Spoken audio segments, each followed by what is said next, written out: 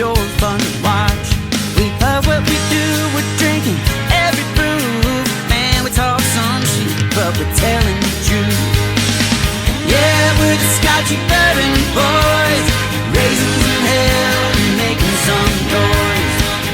Yeah, we're the Scotchy Bourbon Boys, we're here to have fun and we hope you enjoy. We're here to have fun.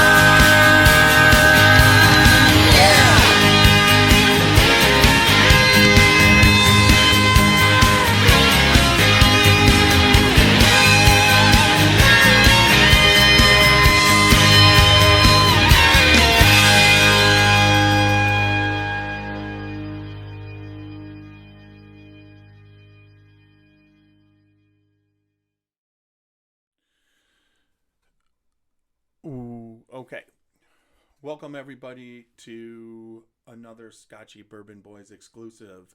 This exclusive is about Gregg Snyder, Master Distiller of Chicken Cock Whiskey.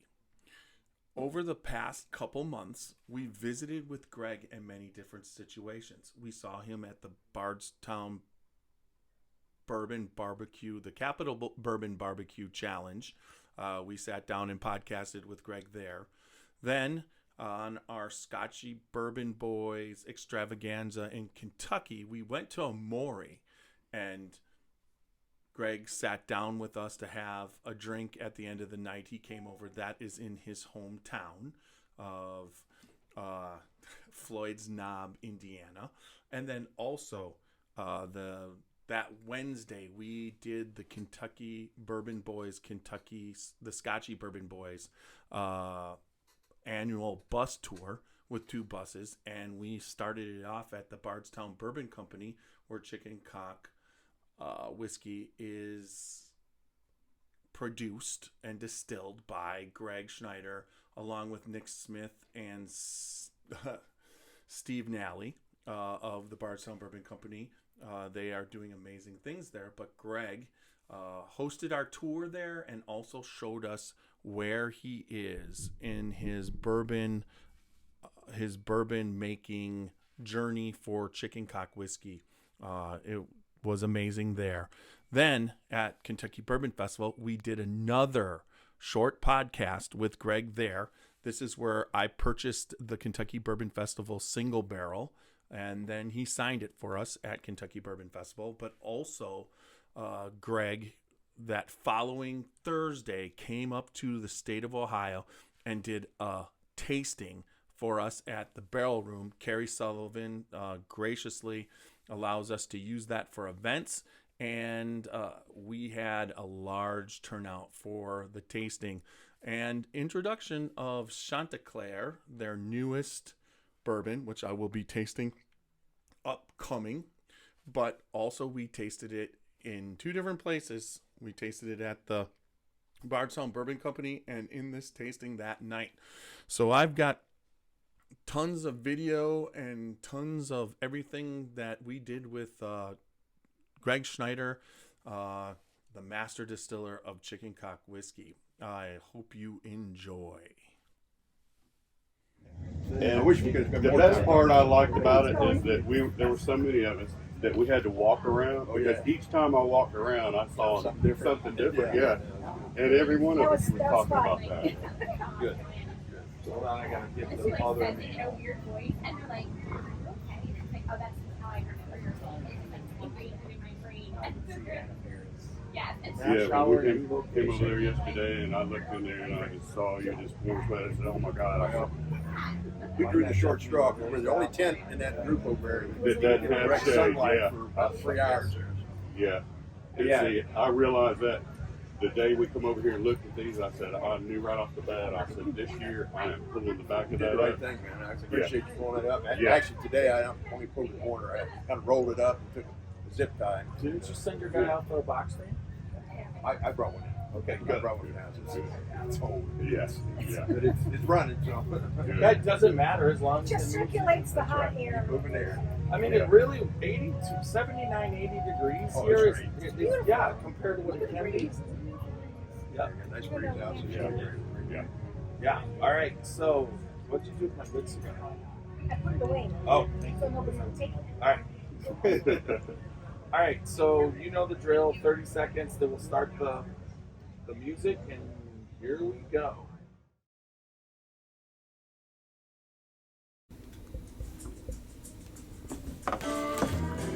Dant Crossing, Gethsemane, Kentucky. Timeless hospitality that stirs the spirit. Dant Crossing is a one-of-a-kind destination for unforgettable weddings, memorable corporate events, day trips, and weekend getaways.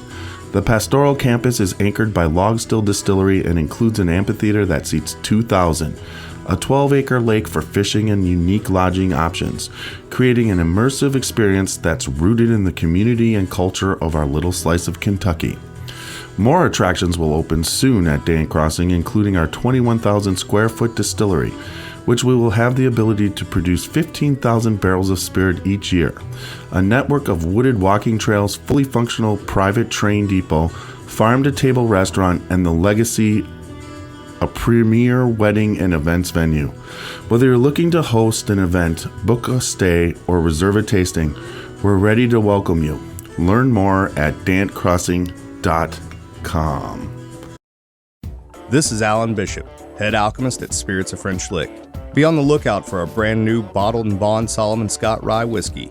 Made from a mash composed of 65% rye, 35% corn, and 5% victory malt. This 5-year-old 100 proof rye whiskey is a throwback to early 1800s style rye whiskeys of the Ohio Valley. Named after the legendary Daisy Spring Mill distillery owner turned moonshiner Solomon Scott of Paoli, Indiana. Remember, drink responsibly and never drink and drive.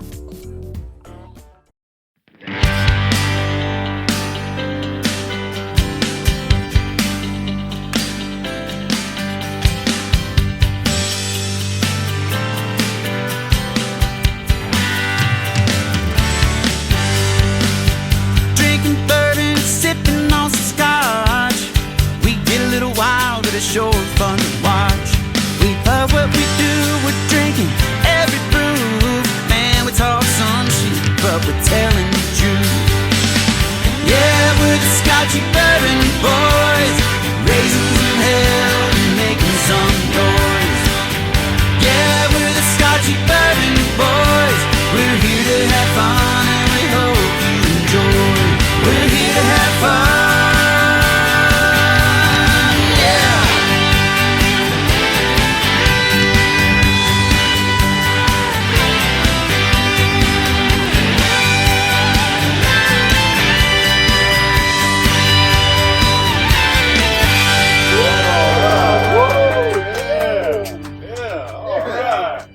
Kenny Fuller of an old Americana band. Yes. So, From Luca Mariano. Yes, right. And today we got a special guest. We have Gregg Snyder of Chicken Cock Whiskey, and then also just generally representation of the male gender. Elderly. Yes. Yeah, I get the elderly. We just we don't get any I younger. thought you were going to say something like, and an icon in the bourbon world. No, he's Instead, you went down that road. yeah. Gregg Snyder, every man's He's man, our friend. and a master distiller. And our good friend. Yes. Yes. It's great to have you here. This year is Super Nash. Super Nash, and we have Roxy and myself, Tiny. So Greg, we're coming off that bus trip that we took last Wednesday, and What a great day. Always fun. Yes. Oh my it God, sure it was. Always fun. we kicked that off early in the morning, and what the whole experience there at the Bardstown Bourbon Company from the start to finish. I mean, there was what would you say, a little hiccup that we weren't going into the room, but then we ended up A in. little scheduling conflict. But Yeah, those things happen. But I want to hear what you think of their spirit. That library, Vintage library. that vintage spirit library is just insane. It's awesome. And for those who haven't had a chance to see it, it is spectacular. They've really assembled a whole room full of dusties, I guess is the right term in today's terminology. I think so. Just some classic vintage bottles of bourbon, and some special going back to the early 1900s, late 1800s. That's like Cedar Brook, was the oldest bottle. Pittsburgh Distilling Company was the oldest bottle of bourbon in there. Up to some of the latest items in today's show. So, yeah, just the whole array. It's a phenomenal display of history. One of the cool aspects of it is it's all for sale. You actually can purchase a pour. 1 ounce pours.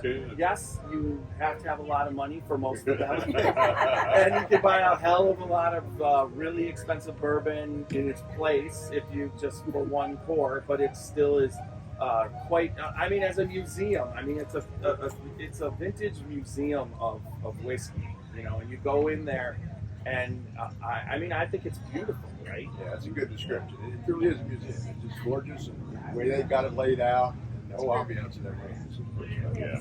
Yep. But then you took us through step by step your process of what you're doing with chicken cock whiskey. I mean, it's a two-part question, because let's first talk about the barrel pick for the Kentucky Bourbon Festival. And we, for the people watching on the video, and YouTube, you can see the bottle. It's right there. And but this was pretty special how it came together. But talk about that a little bit. So yeah, I mean, for the last couple of years, I've been having discussions with the founder of the company, the upper management team, about we really need to do barrel picks. I do tasting, bottle signing events, and dinners all over the country. I don't care if it's a liquor store, a whiskey group, or whatever. Everybody wants to do barrel picks. They're so popular, and quite honestly, if you do it right, you can maximize your profitability. And so the company's been very hesitant, but finally this year, actually we're looking at doing it in the first quarter of 2023. But when Randy Prass, the president of the Kentucky Bourbon Festival, came to us and said, hey, any chance we can do a barrel pick? The founder of the company graciously agreed. And so yeah, that is the first barrel pick that Chicken Cock has ever done. And it was with the Kentucky Bourbon Festival. That's awesome. Yeah. Yeah, definitely. And then the other part is here at the festival, I mean, you've got a couple new products coming out that you might want to talk about. I mean, we were able to, at this tasting, while we're tasting what you're putting down, I mean, we tasted the new make, we tasted what we tasted last year, which is now a year old, which that's really kind of a cool thing. And then we went to the 2 and the 3, and then you also have stuff getting ready that you had laid down at Bardstown Bourbon Company, where it's matured, but you're just waiting for the right time, correct? Right. Yeah. It's whenever I do a VIP tour tasting at the distillery, you get groups like the Scotchy Bourbon Boys. You guys have 2 buses. It was a fun group, always is, and there's so much more educated, so much more knowledge. And so instead of having our Kentucky straight bourbon or Kentucky straight rye out there to taste, everybody's tasting. So I think it's even more educational with progressive tasting. We start with the distillate, right at 125 proof before it's ready to go into the barrel. And then we tasted some 6 months, we tasted some 1 year, we tasted some 2 year, 3 year, 4 year, and so on. And so it gives people, lets them appreciate the transformation that the whiskey takes. And pulling, extracting flavor and color from the barrel year after year, and how it progresses and changes. So I think that's very educational. I think people don't get to do that very often. No, they don't. It's probably one of the first times with you, and the only time that I've ever done that on a tour. And it's so unique and so much fun. And to be able, and you can taste each one of those differences and progress in the progression of it, and that's what makes it so good.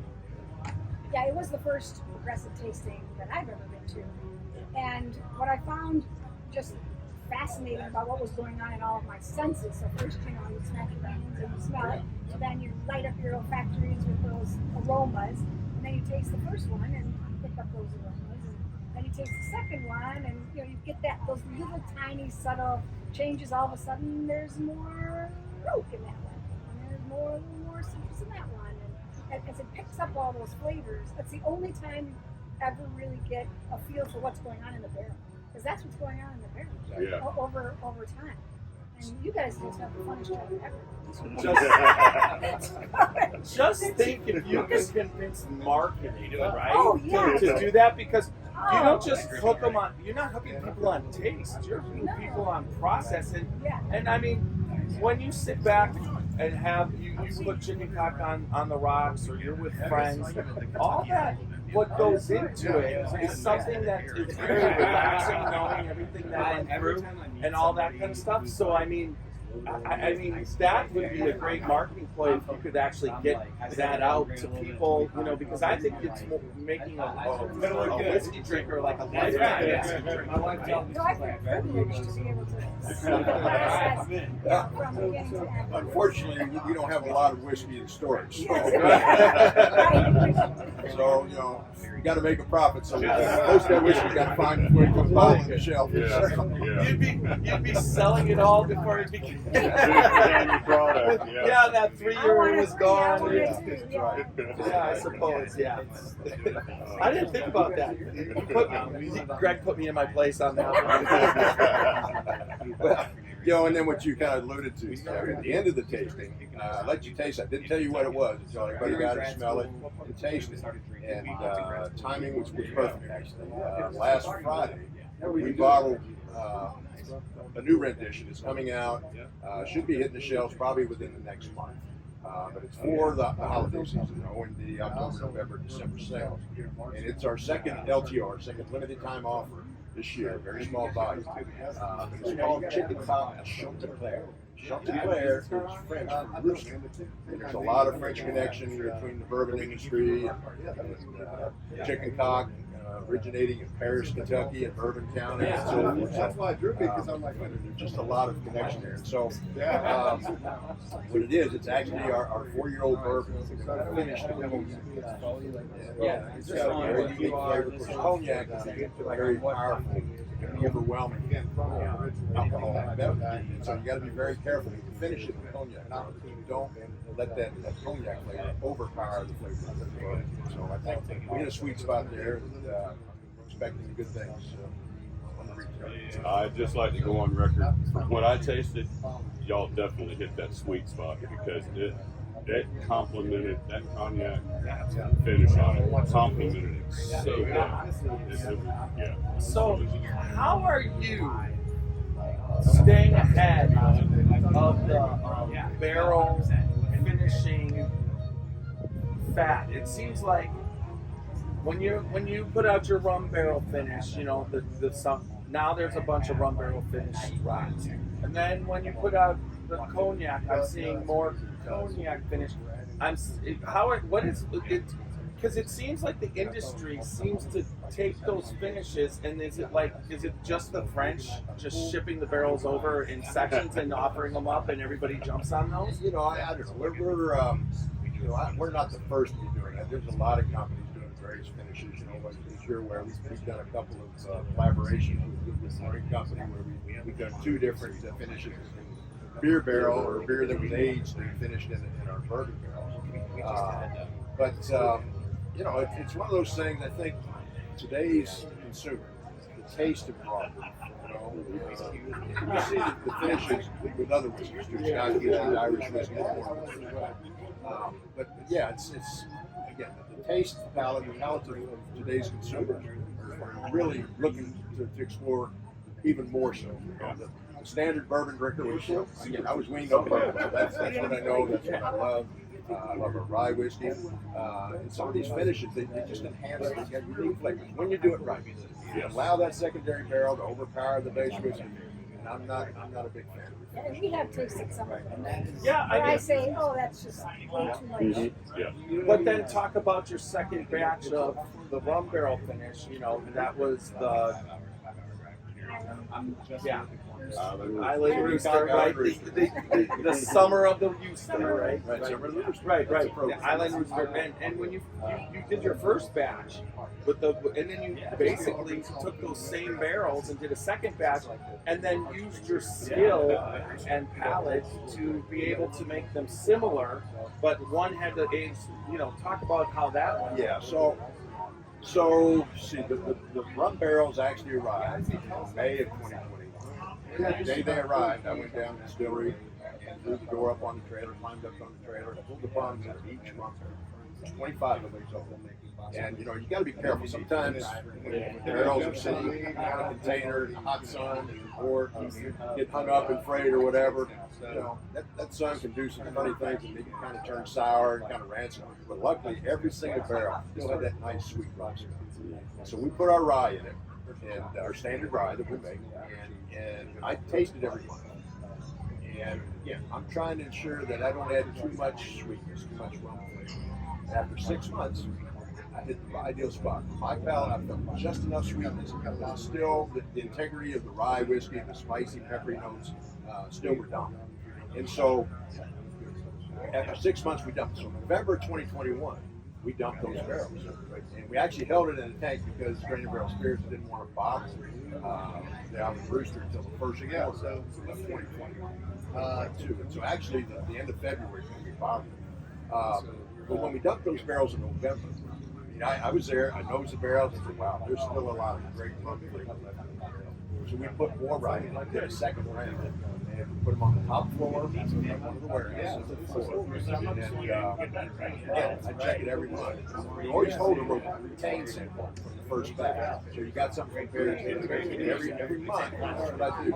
Taste it, and I compare it against the retain sample. And after 7 months, it took 7 months the second time to get comparable sweetness of Yeah, so this is actually just every time you use that barrel, there's less color to extract, less flavor to extract. It takes a little bit longer. I mean, honestly, I never thought after when I first met you. I mean, we're friends. I mean, and we met you, and you gave us that I am time. a Scotchy Bourbon Boy. Yes, you are. And you gave. I mean, what was the one night we just called you on a Friday night to ask you a question.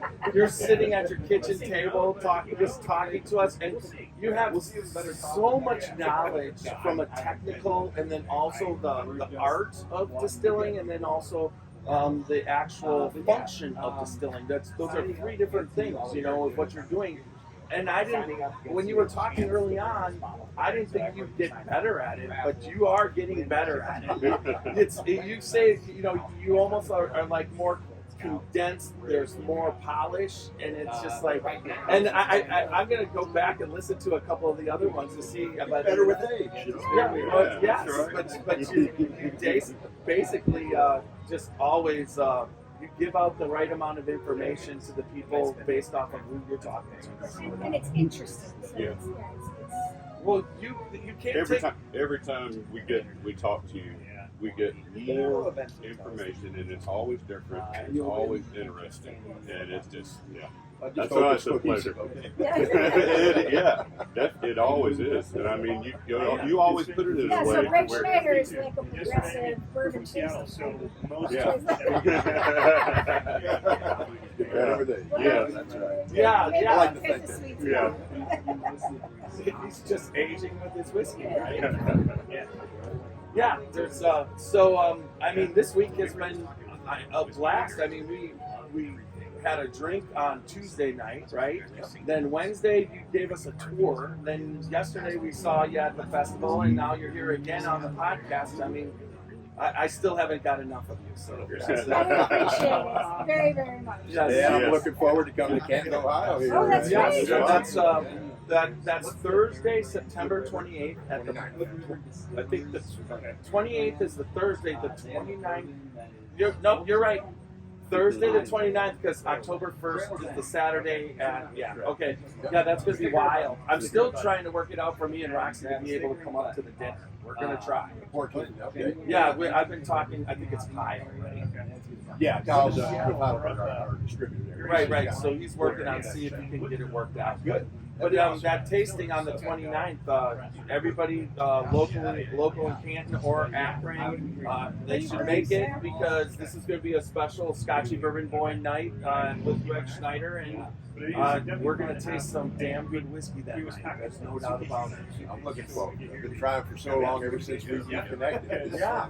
Making up that way, we finally were able to put everything together. All right. Well, the one thing I know is Ohio, although that it's funny you don't say that, but from a standpoint, it's the Midwest. It's not that much different than Indiana. It's just like, Right. so. Greg, is there any other events or that you got coming up that you'd like to talk about and let people know about? Not really events. You know, I've done a lot of traveling this month, more than I usually do, and probably more than I always look forward to Kentucky Bourbon Festival.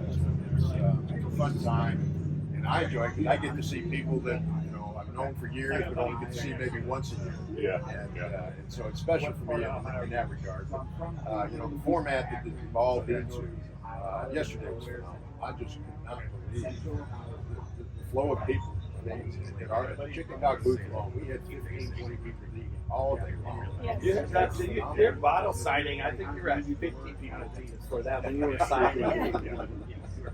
Well, it was so much fun, and again, today's whiskey consumers are so much more knowledgeable and educated about whiskey, and so I enjoy that because I always get great questions.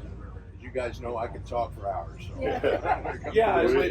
But today we can't make you talk for hours, but I know you will. I've got to get over to the booth and send a few bottles and pour for it. So. Thank you for All right, your time. Thank you so much, everybody. Again, we're the Scotchy Bourbon Boys. We had Gregg Snyder on again. Another great podcast. And check us out, www.scotchybourbonboys.com. We are in all podcast formats and also on social media, Instagram, Facebook, Twitter, YouTube, and TikTok. Check out our store for T-shirts and Glencairns and other swag. Online, yes. Online. Yeah, Not here. online. There's no T-shirts on here at the festival. Yeah, online. All right, so we're going to have little Steve-O take us out.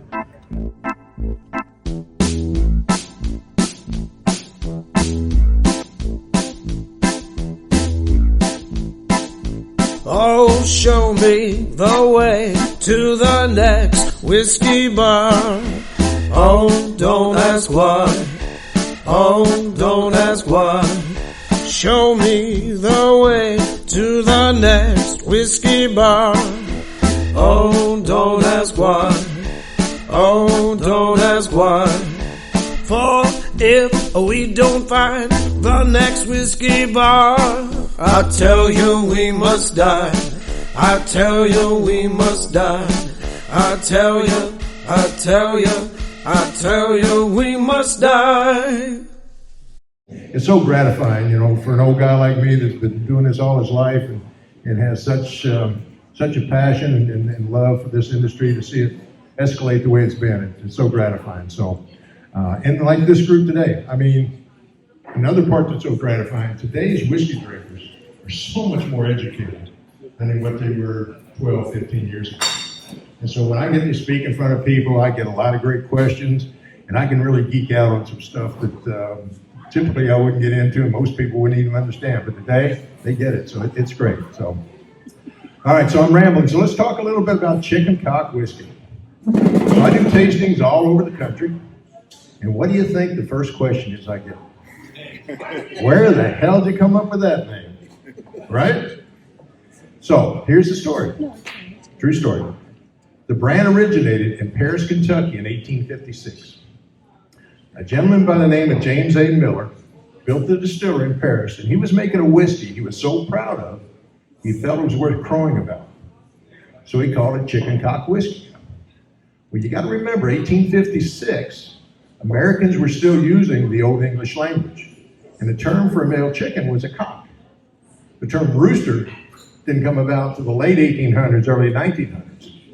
And give you a little history about that.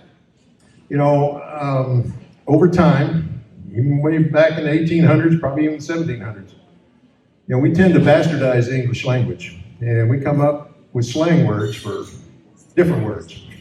And the term cock took on a whole new meaning to a lot of people. It was actually the Puritans who became offended by the new term, or the new meaning of the term.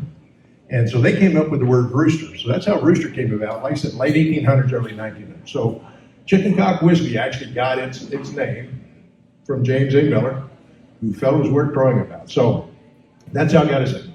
The brand was a great, very well-known, famous, had a great quality reputation whiskey brand, and it grew. And then along comes 1920 and Prohibition. And so like most distilleries, the distillery was shut down, and they sold the brand to a company up in Montreal, Canada. And they made a Canadian rye whiskey. They would bottle it under the chicken cock label, and they would take that bottle and they sealed it in a tin can. Well, that tin can protected the bottle when they bootlegged it back across the border in the U.S.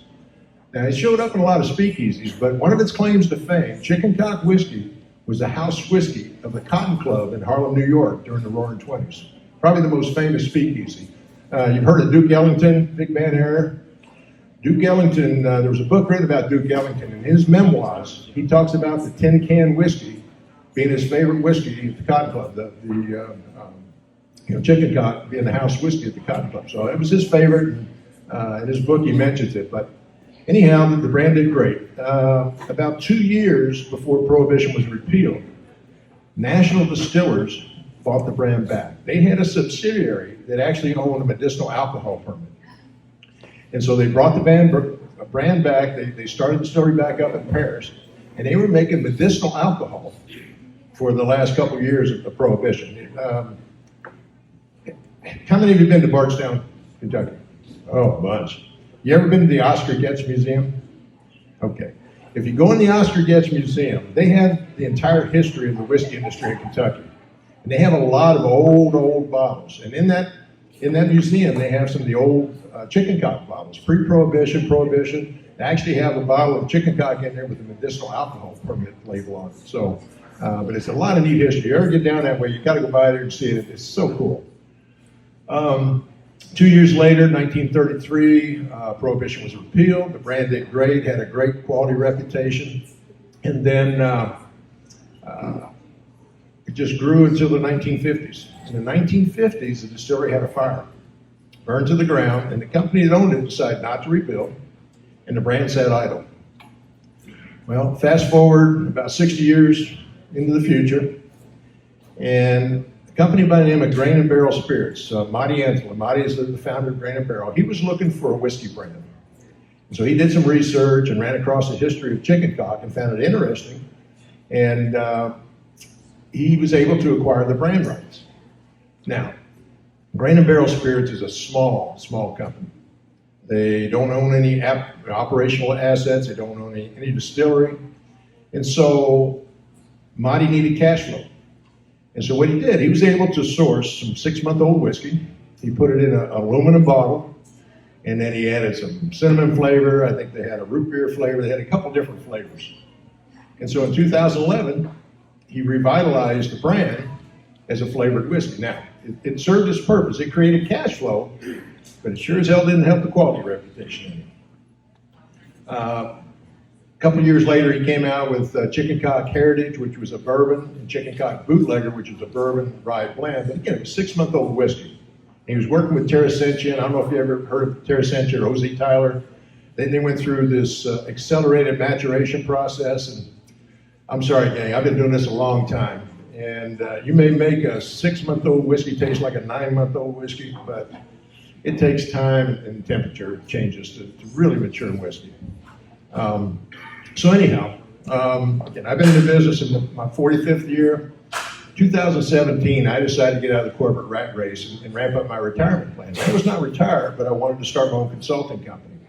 And so one of the first clients I picked up was Grain and Barrel Spirits. They needed some help with some supply chain issues, needed some help with some operational stuff. And so we signed an agreement. And shortly after I started working with them, Marty, the founder, came to me one day and he shared his vision of chicken cock. His vision was to resurrect chicken cock back to Kentucky and bring it back to its high quality prominence, the brand new many years ago. He said, would you help me do that and serve in the role of Master Distiller? I said, I'll do it on one condition. You stop buying this young crap and let's truly focus on bringing the brand back to its high quality prominence. So that's part of what I've been working on for the last 5+ years, and I think we're making some pretty good progress. The brand is definitely resurrected. And one of the first things I did, I negotiated an agreement with Bardstown Bourbon Company. Everybody familiar with Bardstown Bourbon Company? I know you've been there. Yeah, it's a great facility. It's a great facility. They have assembled probably one of the best teams the industry has ever known, and they're making some fantastic whiskey. So they have what they call a collaborative distillation program. A lot of distilleries have a contract distillation program where they'll make whiskey, put it in a barrel, and you can buy those barrels, and that's your whiskey. The collaborative distillation program is a little bit unique. Basically, I give them the mash bills. Our mash bill for our bourbon is 70% corn, 21 rye, and 9% malted barley. Our mash bill for our rye is a 95% rye, 5% malted barley.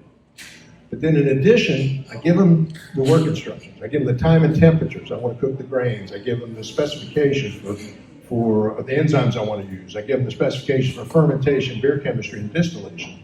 And then when they schedule our whiskey to be made, our bourbon and our rye, I go down and oversee the process. So I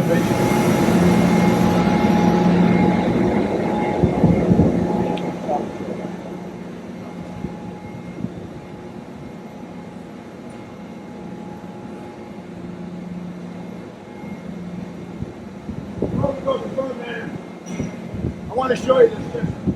We actually started out with a computerized system in the upgrade. So, built in with Chris's here. He screws up, whiskey's back. It starts right here. You know, all the way right here.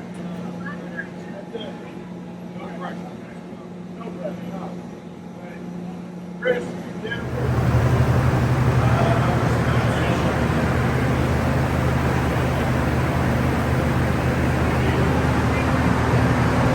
Basically have oversight over the entire process of making our whiskey, Chicken Cock whiskey. But then I've got such a great relationship with those folks. I believe I'm the only non-employee that has a pass key. I can go anywhere I want to in the facility, which is nice. But they allow me to cherry pick. If they're going into a certain warehouse, it doesn't matter what floor they're on. On the lower floors, Carrie Hudgens, their warehouse manager, she's a sweetheart, but she lets me pick where I want to put our barrels. So I'm picking the center, got third, fourth, fifth floor, depending on where they're at, but those are usually the sweet spots in those old style brick warehouses. And believe me, over 45 years, you learn where the sweet spots are. So yeah, I mean, that's kind of how the process is. And of course, they're bottling our whiskey as well now. They started their bottling operation, I think, last June, and so since that time, we've been bottling Chicken Cock there as well. So everything's done right there. Bardstown Bourbon Company is the home of Chicken Cock whiskey, and I'm so proud to tell people that. There's some companies that they make whiskey for that, there's got to be non-disclosures because they don't want anybody knowing their whiskey's made there. And, we make our own. I'm sorry. I try to be as transparent as I can. If I've signed a non-disclosure, I'll tell you I signed a non-disclosure. So, but it's great. I couldn't be more proud, and I'm delighted. I taste our whiskey every 6 months, and it is progressing so well. One of the things that makes Chicken Cock unique, and if I'm talking too much, pull out the shipper so I can yank me off, and we can start tasting because people are probably going to get thirsty here. Of course, everybody's pretty much got a drink, I guess. So, one of the things that makes Chicken Cock unique is that I have oversight, not only on the distillation and cooking side of it. I have oversight from the bark to the barrel to the bourbon to the bottle. 12 of the 45 years I've been in the business, I worked for Brown Forman. Okay, most people know Brown Forman. They own a little company called Jack Daniels, among others. And 9 of the 12 years I worked for him, I managed their cooperage operations. So I've not only made whiskey, aged whiskey, bottled whiskey, shipped whiskey, I've made barrels. 60 to 70% of the flavor in a high quality bottle of whiskey comes from that white oak barrel. It's such a critical component to the finished product.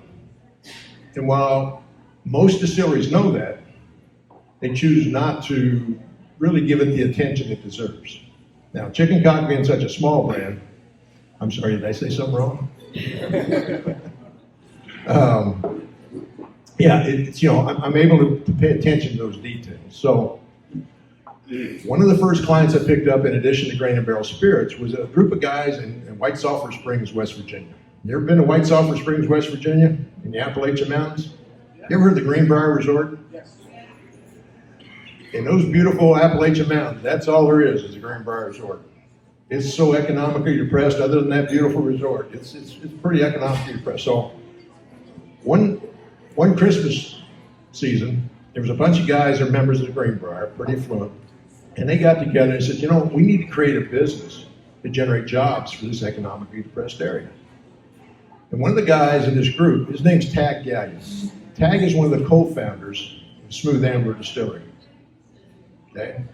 I don't know if you're familiar with Smooth Ambler. They make Old Scout, Smooth Ambler, Contradiction, a number of different whiskeys, but they're in Maxwellton, and they do a great job. Pernod Ricard bought them out a couple of years ago, and their business is phenomenal. But Tag was telling this group of guys, he said, you know, the last couple of years, I got a hard time finding barrels. You can't source barrels. He says, my God, he said, these Appalachian Mountains, we got all kinds of white oak. And unfortunately, those trees are getting cut and they're getting shipped overseas. He said, hell, let's cut them and let's make barrels out of them. So anyhow, they reached out to one of the consultants they had been using, and he picked up the phone right away and called me and said, hey, Greg, this is right in your wheelhouse. You want to take it over? I said, sure, I'll be glad to help him. So long story short, I mean, I helped them design a cooperage. I helped them design and build their stave mill. When they got the stave mill built, I went out and I trained their employees how to quarter saw white oak, how to cut staves in the heading, what defects to look for, how to edge them up without wasting any wood, how to stack them so you can get airflow through the stacks of wood. And then when they got the cooperage built, I went out and trained their employees how to build a quality barrel. So through that relationship for Chicken Cock whiskey, I go out a year in advance. And I go to the stave mill, and I go out, usually in that muddy log yard. I'm up mud up to me, my muck boots are usually up to my knees in mud. And I select the logs. I personally select the logs that we're going to use to cut into staves and heading. We're going to set those staves and heading outside and let them natural air dry for 9 months to a year. And then about a week and a half before we're scheduled to make our bourbon or our rye at Bardstown Bourbon Company, I go back out there. They bring those staves and heading into the plant. I oversee the production of the barrels, make sure they're constructed properly, make sure they're toasted properly, a full, medium plus toast, and later in the process, make sure they're toasted properly to a number 3 level char. Now, I'm going to get geeky here on you. Probably if I go too far off on a tangent, reel me back in here. But I'm going to give you a little science and part of what I think is important. People say, when you're selecting logs, what are you looking for? I'm looking for a tight grain oak, okay? Industry standard, you look at the end of a log and you see the annual growth rings. Tight grain by industry standard means at least 10 annual growth rings per inch. These trees coming out of the Appalachian Mountains, I mean, it's rough and rocky soil and they're steep mountains, so the north-facing slope trees don't get the sunlight, and so there's such a high percentage of tight grain oak. They're averaging 12 to 15 annual growth rings per inch, averaging, some more. So, why is that important? I want tight grain because I want such a high concentration, a high density of the chemical composition that you need to convert into the great flavors to make a great whiskey. White oak, one of the reasons white oak is used, people say, well, the standard just says that, to be a bourbon, it has to be a charred oak barrel. That's true. But truth be known, those barrels are white oak. They're not red oak. They're not pin oak. They're not swamp oak. They're not black oak. Hell, they're not maple. They're not cherry. White oak contains a substance called tyloses. I told you I was going to geek you out a little bit, get a little science in there. Tyloses is basically the membrane that sits on the inner surface of the cell of the tree.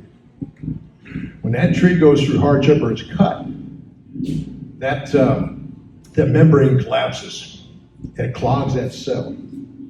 So when the tree is quarter sawn, now quarter sawing, basically you take that tree and the sawyer will look at it, and depending on where the limbs are and where the knots will be, he'll determine how to get the best yield out of that log. And so typically they'll cut a stave length. The stave is the size of the barrel. It's 37 inches, rough sawn.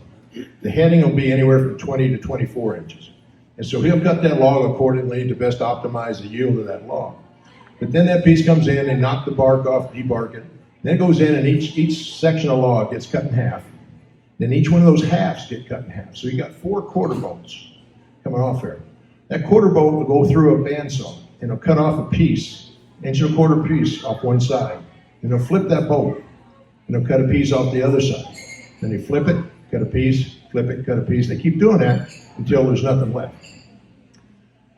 If you look close, remember I said the annual growth rings? You look at the end of the log, you see the annual growth rings. If you also look close, you see a thin line that runs from the core of the tree all the way out to the bark.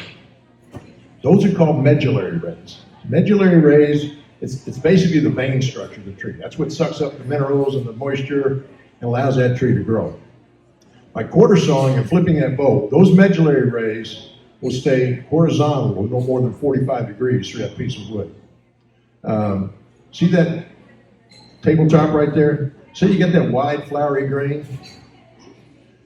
The medullary rays will run a vertical through it. If you keep cutting off the same side, those medullary rays will run vertical. And that's when you get that wide flowery grain. You will never see that on the outside of the barrel.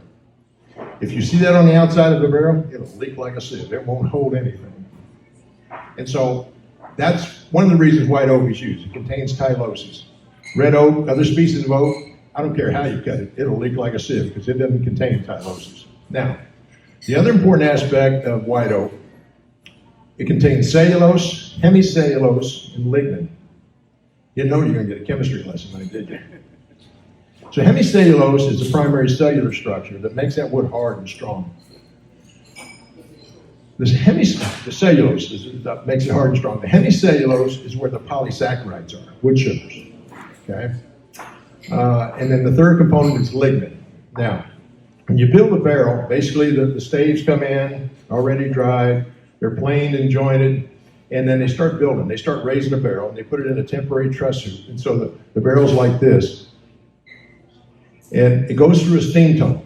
And they're going to heat it up, and they're going to put some moisture back in it to make that wood pliable. When it comes out, there's a big cone that comes down and pulls those staves in and bends the staves, and they put a temporary truss hoop on the outside. So basically, you just have the outer shell. The heads aren't in it, the finished hoops aren't, it's just the outer shell. Next, we're going to put it through a toasting piece of equipment. One of these things I helped them design was a toasting carousel. It's a big carousel, there's turrets. You set that barrel on and the turret spins as it goes around this carousel. Before it takes off, there's an infrared heater that comes down inside that barrel. And this is a great tour. If you ever get out to White Sulphur Springs, you got to see this tour because it's fascinating. Anyhow, this infrared heater is 36 inches in length. So it's the full length of the barrel. It's putting off 1,000 degrees Fahrenheit when it takes off. And that barrel's spinning and going around. And it takes about 15.5 minutes before it comes all the way around and discharges. And that's going to give me a good medium plus toast. Now visually, it's one way to look at it. But the best way, because when I go out there and oversee the barrel production, I park myself right there. Because if I can't smell the sweetness and the chemical composition that's been converted, take it off, I reject it, and they can send it back, or they can do whatever they want to with it, but that's not going in our barrel pile. Going back to the hemicellulose, remember I said it's wood sugars. Think back to Chemistry 101. You took sugar in a spoon, and you held it over a Bunsen burner. What did it do? Starts melting and caramelizing.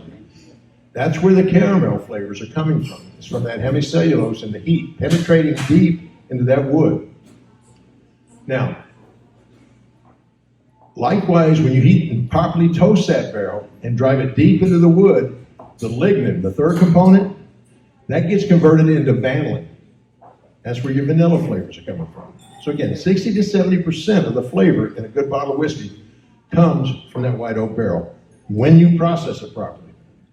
Now, I was talking about some of the other competition. Now, 80 to 90% of the distilleries in Kentucky, their barrel specifications are, I want a number 4 level char, which is the heaviest, no toast.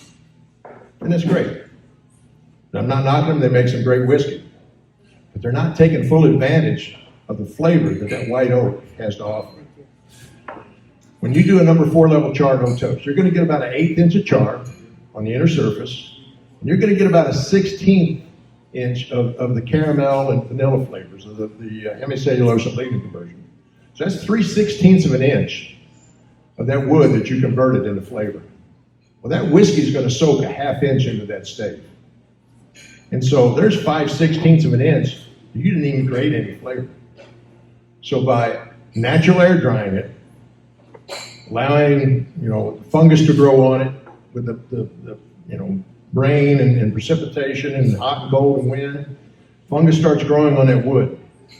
And the microbial activity within that fungus starts degrading the cellular structure and opening it up. With the rain and the wind and so forth, it leaches out some of the harsh tannic acid and bitter phenolic compounds you don't want to impart in the flavor. So that's one important element. The natural air drying, at 9 to 12 months, you can extract out so much of that harsh bitterness of the tannic acid and the bitter phenolic compounds.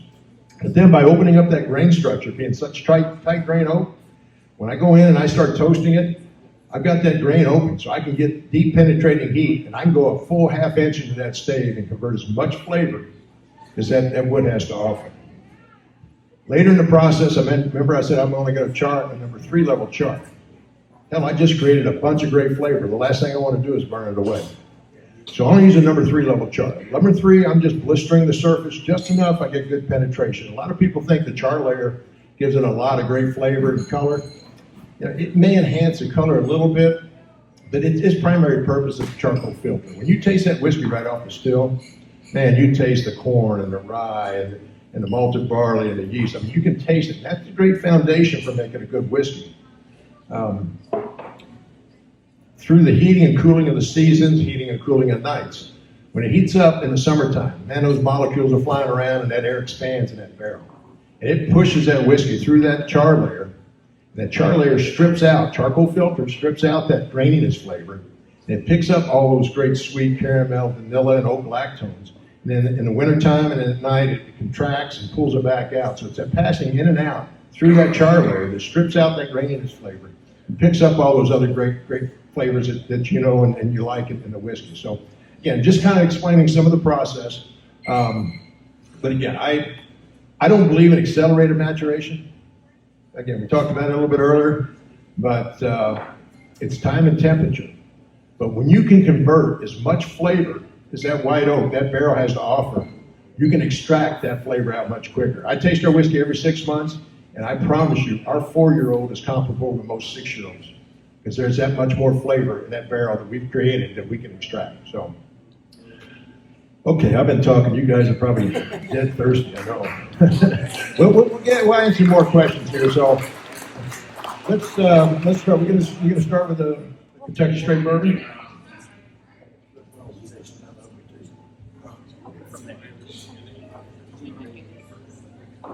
So the first one you're going to taste is our Kentucky straight bourbon whiskey, Chicken Cock Kentucky straight bourbon whiskey. Now, remember I said 2017 is when I started. I actually negotiated this contract with Bardstown Bourbon Company.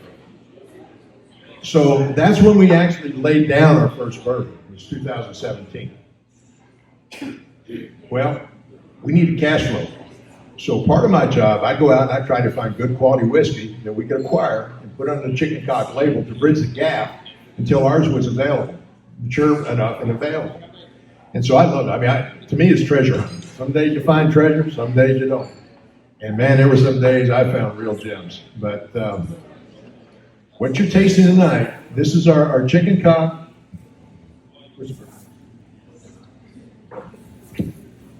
Kentucky straight bourbon whiskey. It's 90 proof. And again, that's the other thing. You know, the company has supported me in living up to their commitment to bring this brand back to its high quality promise. We could bottle this at 80 proof. Man, we could get a lot more bottles out of that barrel. It'd be a hell of a lot cheaper. But to serve it at its proper proof that tastes the best is 90 proof. And see this bottle? Actually, we got 2 bottle styles. This bottle and the other one we have are actually replicas of pre-prohibition bottles that Chicken Cock used many, many years ago. Back then, there were pint sizes, but we blew it up to 750 milliliter. Now, can you see the honeycomb embossing on the outside of that? Mimics chicken wire. Make sense?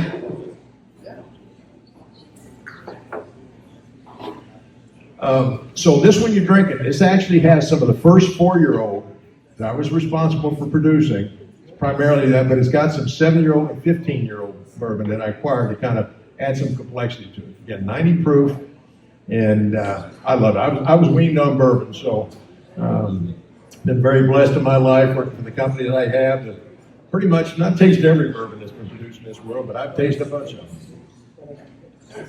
So when I do tastings, again, I tell people, you know, this is not a test. It's not an exam. There is no wrong or right answer. What your nose smells and what your palate tastes is going to be totally different than the person next to you. So you tell me. I'm not going to tell you what I get out of it because I don't want to plant seeds and say, oh, yeah, I get that, you know. If I told you it had, you know, chili roasted eucalyptus notes, you know, I wouldn't tell you that. But if I did, you say, oh, yeah, I get that. No, I'm not going to tell you. You tell me what you smell and what you taste. And again, there is no wrong or right answer, so you're not going to hurt my feelings either way. I've been doing this a long time. I got pretty thick skin. So.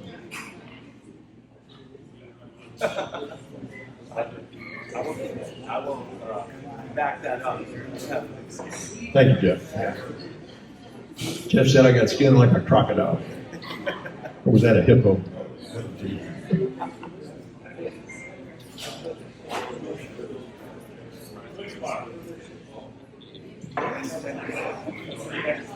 What do you think?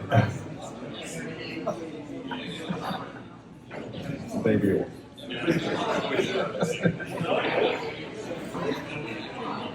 Like it, dislike it. Again, you're not gonna hurt my feelings. Some people like it. Thumbs up, I see a thumbs up in the back there. All right, 2 thumbs up. Hell, we got all kinds of thumbs up. That's great. Thank you, Carrie. So, wait a second. Tiny has a question. So when as you keep making further batches, you're looking for consistency, but are you also looking for improvement as far as the bourbon goes? Also, you make it better. Is that what you're looking for as a batch? Well, absolutely. So the question was, as we make whiskey, are you looking for consistency, but are you also looking for improvement as the batches go further? And the answer is yes and yes. I'm a firm believer that no one's perfect in this world, okay? And you always strive for perfection if you're doing it right. Consistency is critical. Now, how do we get consistency? The fact that I have oversight from picking the logs, to making the barrels, to making the whiskey, to aging the whiskey, to seeing the bottle, that's important. How you make that consistent is through process controls. I've been in the business for a long time, and there's so many variables that you can't control.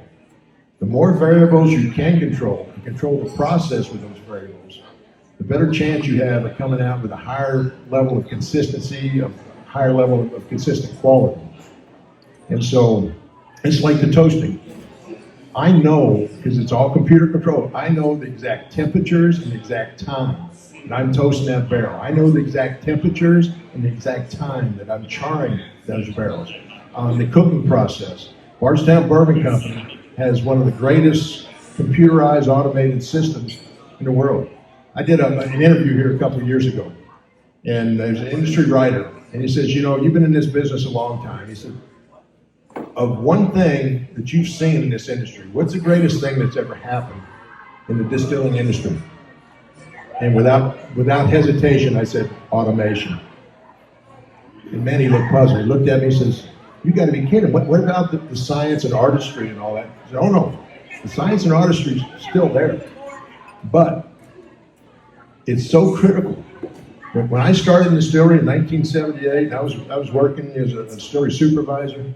And then even when I was at Wild Turkey, you go to the mash operator, the cooker, right? And I'm going to cook my corn at 212 degrees for 20 minutes. And that's our standard, actually. That's the way we do it. So back then, the mash operator would go over and he'd open up a valve and try to get the steam up to 212 degrees. He'd get busy, he'd run over here and do something else, and he'd run back and do something else, and he'd come up and said, oh shit, it's not 200, it's 250 degrees. So he'd crank it back down to 212 degrees, Instead of cooking it for 20 minutes, he'd get busy doing this, doing that, and come back and say, oh, damn, it's 30 minutes. I've cooked it too long. And so, point being, the controls, it was too much opportunity for human error. With today's technology and computerized system, that operator still, there's no less people, you still need an operator. So the operator goes to the screen and it asks the question, okay, what temperature you want to cook at? How long you want to cook it? So he punches in 212 degrees Fahrenheit at 20 minutes. And then the screen pops up. Are you sure you want to cook this at 212 degrees Fahrenheit for 20 minutes? Yes. So, it's got foolproof systems within the systems.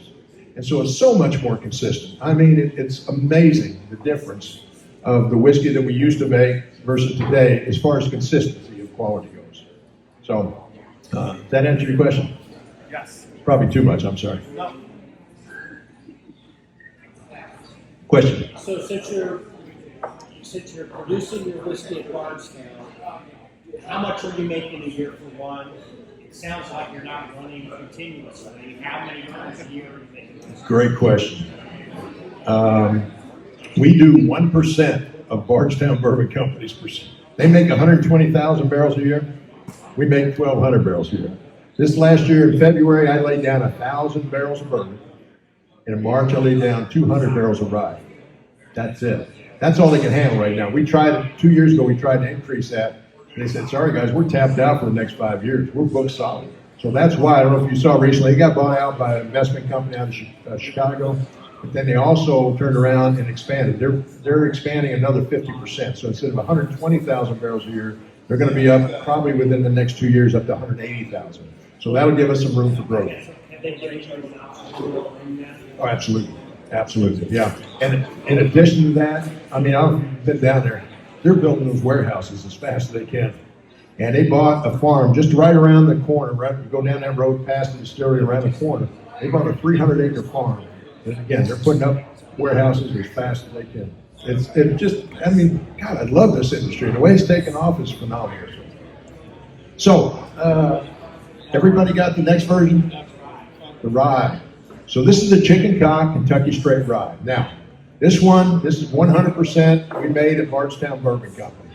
And I'm so proud of this. Now, I mentioned my history. 10 of the 45 years in business, I was actually the vice president of Austin Nichols and the managing director of Wild Turkey Distillery. Jimmy and Eddie Russell both worked for me during that time period. And we made a rye whiskey. And I was not a fan. I mean, we had like 35% corn in the mash bill. We didn't make a lot of it. We had 35% corn in the mash bill. And it just had a harshness, bitterness that didn't fit well with my palate. And truth be told, Jimmy would tell you the same thing if you got him off the side. But it was not that good. So when we decided to begin a rye, I started doing some research. And I love some of these 95% rye, 5% malt bill. These 95.5s are fantastic. So we adopted that mash bill, and I kind of tweaked some of the cooking instructions and specifications. And I'm so pleased the way it came out. I mean, I love our rye. We get so many accolades. We've won so many awards with it.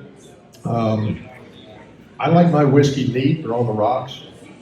But if you like a cocktail, these things are pure old-fashioned or Manhattan. It's so phenomenal. So smell and taste. Again, this is 90 proof. The same bottle, only it's got a green label as the bourbon. And give it a nose, give it a taste, and let me know your thoughts. Great question.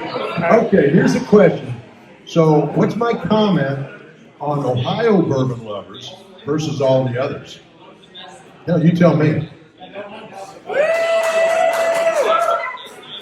Don't match. Oh, okay. Yeah.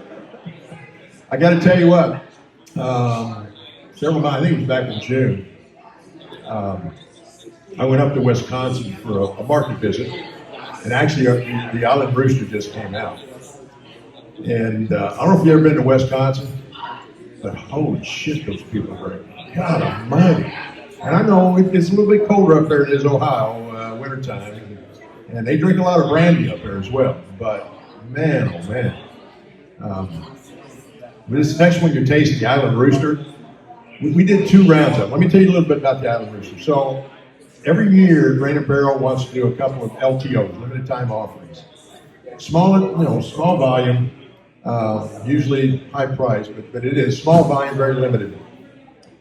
And so last year, the founder and I we were talking. I said, I really love the spicy, peppery notes of our rye. And I think it would be greatly enhanced if we just add a little sweetness to it. And he agreed. So I went out and I bought 25 rum barrels. And May of 2021, that trailer with those rum barrels showed up at the distillery down in Bardstown. I went down there, I threw up the door on the trailer, jumped up on the trailer, and I pulled the bums out of each barrel, and I nosed them. And I smelled them to make sure they were still nicely, freshly dumped smell, had that great sweet rum flavor. Because what can happen, you put barrels on a container, on a trailer, and you ship them from the Caribbean, and next thing you know, they get hung up in a port somewhere or hung up in a container yard somewhere. And that heat can bear down on them, and man, they can sour and get nasty on you real quick. And luckily, these didn't. Every one was a sweet-smelling rum flavor. And so I put our rum in it, the rum that you tasted tonight. I put our rum in those barrels, and I check it every month. Because remember I said, the last thing you want to do is you do not want that secondary barrel to overpower the flavor. I don't want a rum, a rum flavored in a rye barrel. I want a rye that's flavored in a rum barrel. I just want to pick just enough sweetness, enough rum to really get the full flavor of it, to enhance the flavor of the rye. You want to maintain the integrity of that base whiskey. So that's what we did. I put a rye in there, and I would check it every month. And it kept getting better, and then after 6 months, I said, boom, that's it. We dumped the barrels. So we put it in there in May of 2021. November, I dumped that whiskey out of those barrels and put it in the tank. Now, Grain and Barrel Spirits did not want to bottle it till the first quarter of 2022. So we actually bottled it at the end of February. And so at the end of February, we bottled it.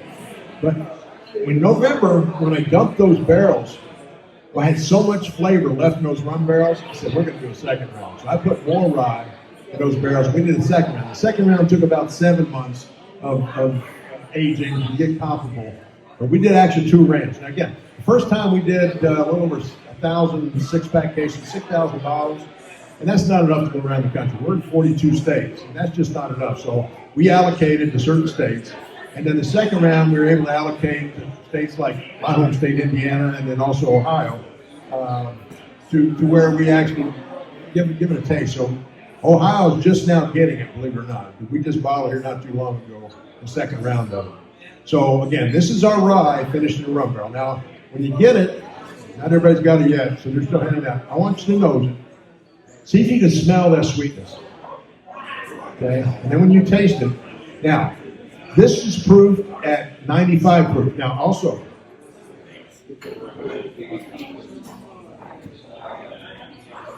think we're getting a little too loud here. So see this bottle? This is our other style of bottle. This is also a replica of a pre-prohibition bottle that Chicken Cock was bottled in. Back then it was a pint size. We just see the metal top on it. It's a jigger cap. Back then we called it jigger cap. That's what we used for shot glass back then. The proof on this is 95 proof. And like I mentioned earlier, I try to find the ideal proof. On this one, I started low. I started 86 proof. And then I did another batch, bumped it up to 90 proof. Did another batch, bumped it up to 92. Still diluted. Bumped it up to 93. Still too diluted. But at 95 proof, boom. That's when those flavors really came out. You got that sweetness and the combination of the spicy and peppery notes of the rye. So at 95 proof, to me, that was the ideal, the perfect point. So people say, oh yeah, I feel a little burn. Feel a little burn in the throat? That's not a burn, that's a Kentucky Bourbon, right? And so, the last and final tasting of the night. Kind of like the last round. Ding, ding, ding, ding.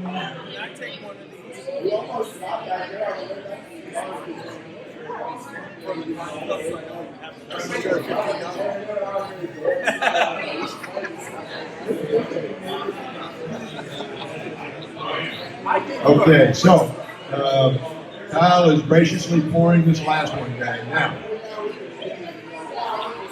I think I've totally lost it. I think I've got. Wait. Everybody! Whoa. The last pour of the night is special. So let's just listen. They all have been special? This is the Cotton Club. The Cotton And Club. this one, you want to hear a little bit about the history. All right, everybody? All right, thank you. Thanks, Jeff. Everybody needs an enforcer.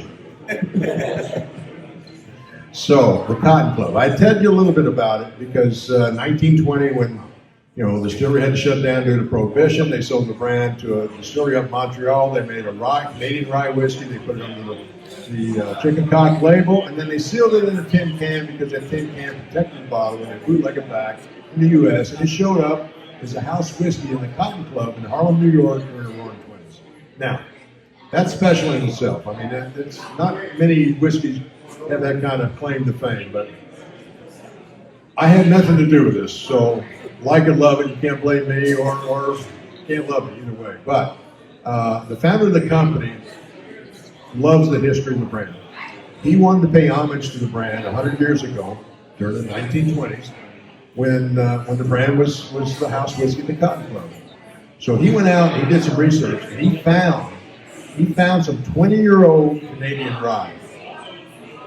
And he was able to acquire that rye. It wasn't cheap, but he was able to buy that rye, and that's one of the reasons it's $500 a bottle.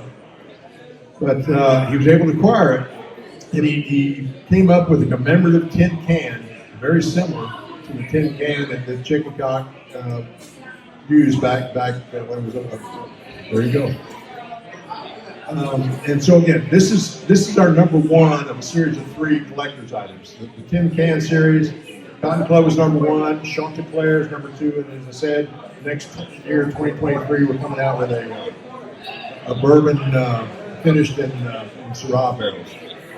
So, this product is 100 proof, and let me show you this. See how light colored that is? How about there in the back? Can you guys see this? See how light colored the whiskey is?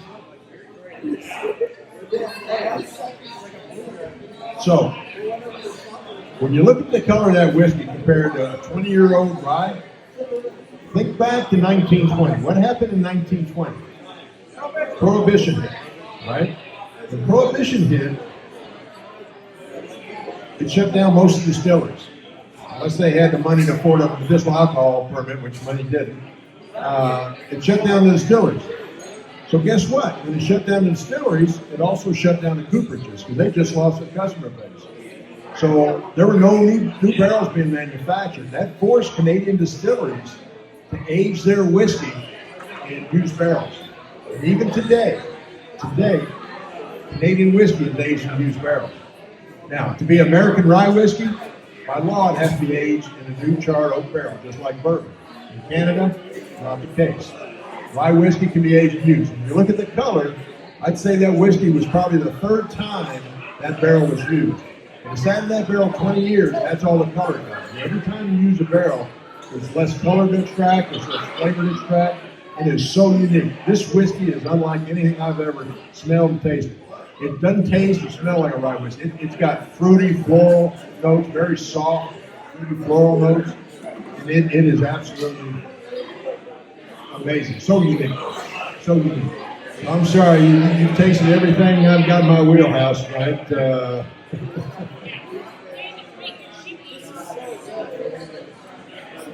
Well, I hope everybody had a good time tonight, enjoyed the whiskey.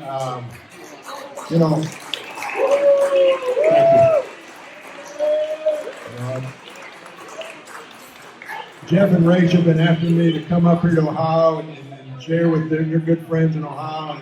It's just tough. We're trying to work things out. We finally were able to make it work. I flew to Cleveland today, and Ray picked me up. And we drove down here and met Kyle and hit a few on-premise joints today. But I look so forward to coming to these events and people enjoying the whiskey, great questions. And hopefully you learn a little bit about the brand and what we try to do. So Again, thank you for coming tonight. You know, thanks to the Barrel Room and Carrie for hosting us tonight. Thanks again, Carrie. It was awesome. Main thing, have fun, be careful. If you need a ride home, let me know. We'll get you a ride home. All right? Is that it? Okay, I'll be around. I got to fix myself a drink. I'm thirsty. So.